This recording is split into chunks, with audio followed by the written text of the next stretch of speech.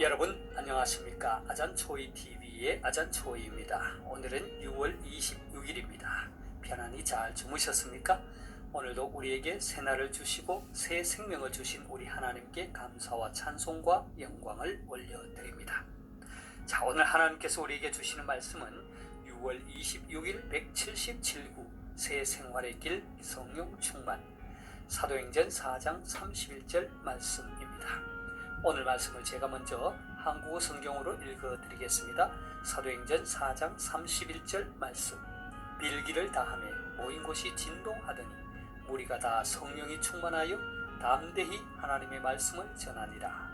자, 오늘의 말씀을 제가 중국어로 읽어드리겠습니다. 使徒行传4章32节祷告完了，聚会的地方震动，他们就都被圣灵充满，放胆讲论神的道. 자, 제가 중국어 성경을 해설해 드리겠습니다. 使徒行传4장 31절 사도행전 4장 31절 말씀이죠. 使徒行传 하면 사도행전이 되겠습니다. 祷告完了聚会的地方震动. 祷告 하면 기도 혹은 기도하다. 完了 마치다 끝내다. 聚会 하면 집회 혹은 모이다 이런 뜻이죠. 地方 하면 장소죠. 震动 진동하다. 祷告完了聚会的地方震动 하면 기도를 마치니 모인 곳이 진동하다. 자, 한국어 성경은 빌기를 다음에 모인 곳이 진동하더니 했습니다. 他们就都被圣灵充满. 他们 그들이죠. 또 모두 被圣灵充满 하면 성령 충만을 받다. 他们就都被圣灵充满. 무리가 다 성령이 충만하여 放胆讲论神的道. 放胆 하면 담대히 讲论 강론하다. 神的道 하면 하나님의 말씀이죠. 放胆讲论神的道 하면 담대히 하나님의 말씀을 강론하다. 우리 한국어 성경에서는 담대히 하나님의 말씀을 전하니라 했습니다. 자, 제가 다시 한번 중국어 성경을 전체적으로 정리하겠습니다. 使徒行传4장 31절 사도행전 4장 31절 말씀. 祷告完了聚会的地方震动. 기도를 마치니 모인 곳이 진동하더니 他们就都被圣灵充满. 그들 모두 성령이 충만하여 放胆讲论神的道. 담대히 하나님의 말씀을 전하니라. 자, 되겠습니까?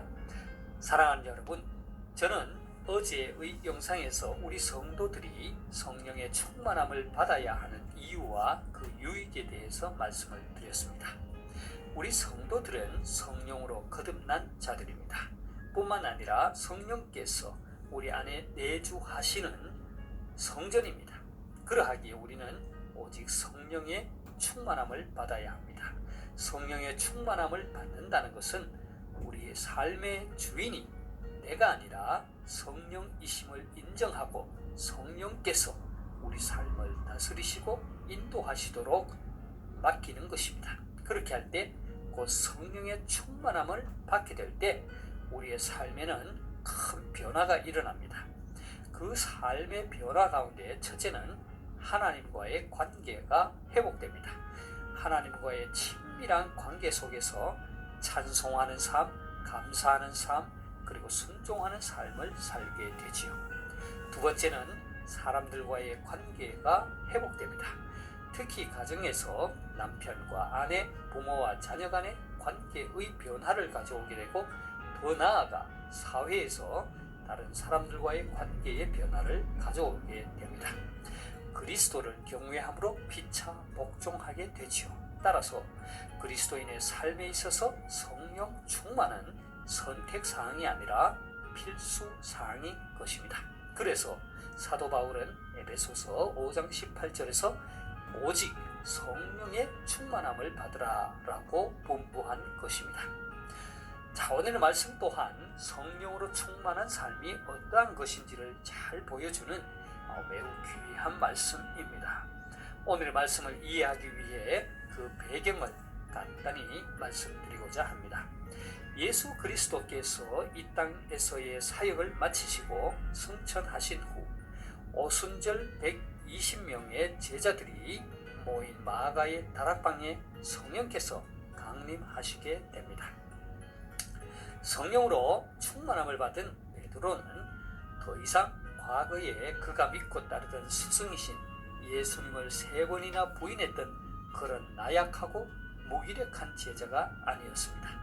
그가 다른 11사도와 함께 서서 소리를 높여 설교를 했을 때 3,000명이나 회개하는 놀라운 역사가 일어났습니다. 그리고 그는 미문이라고 하는 성전에서 구걸하는 나면서부터 걷지 못하는 사람을 나사렛 예수 그리스도의 이름으로 일으켜 세우는 기적을 행하였습니다. 그런데 그 나면서부터 걷지 못하는 사람을 고쳐준 후 베드로가 솔로몬 행각에서 설교를 하였을 때는 유대교에 큰 핍박이 따랐습니다. 그래서 베드로와 요한 등 사도들은 당시 유대교 종교 지도자들로부터 사내들인 공회에서 신문을 당하게 됩니다. 하지만 성령으로 충만한 베드로는 담대하게 변론을 하였고 사내들인 공회는 사도들을 어찌하지 못하고 그들을 위협한 후에 석방하게 됩니다. 자, 석방된 베드로와 요한 등 사도들은 교회에 가서 자신들이 겪었던 상황을 보고했습니다. 그러자 성도들은 더욱 담대한 신앙을 갖기 위하여 합심하여 기도를 했습니다. 그들은 이사야서에 나타난 히스기야의 기도를 인용하여 하나님께 영광을 돌리고 시편 2편 1, 2절 말씀을 인용하여 예수 그리스도의 고난을 자신들이 겪는 고난으로 받아들였습니다. 그들은 또한 당면한 핍박을 제거해달라고 그저 평안을 원하는 그런 수동적인 기도를 드리지 않았습니다. 그들은 핍박을 초월하여 그리스도의 복음이 널리 전파되게 해달라는 적극적이고 능동적인 기도를 드렸습니다. 29절에서 30절 말씀을 함께 보겠습니다. 주여, 이제도 그들의 위협함을 굽어보시옵고 또 종들로 하여금 담대히 하나님의 말씀을 전하게 하여 주시오며 손을 내밀어 병을 낫게 하시고 표적과 기사가 거룩한 종 예수의 이름으로 이루어지게 하옵소서 하더라.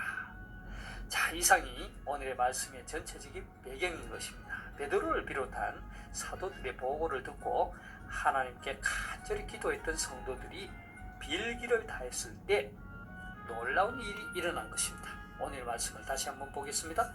빌기를 다하며 모인 곳이 진동하더니 무리가 다 성령이 충만하여 담대히 하나님의 말씀을 전하니라. 하나님께서는 성도들의 기도에 응답하여 땅이 진동하는 역사를 보여주셨습니다. 무리가 다 성령이 충만하게 되는 체험을 하게 하셨습니다. 그리고 담대히 하나님의 말씀을 전하게 하셨습니다.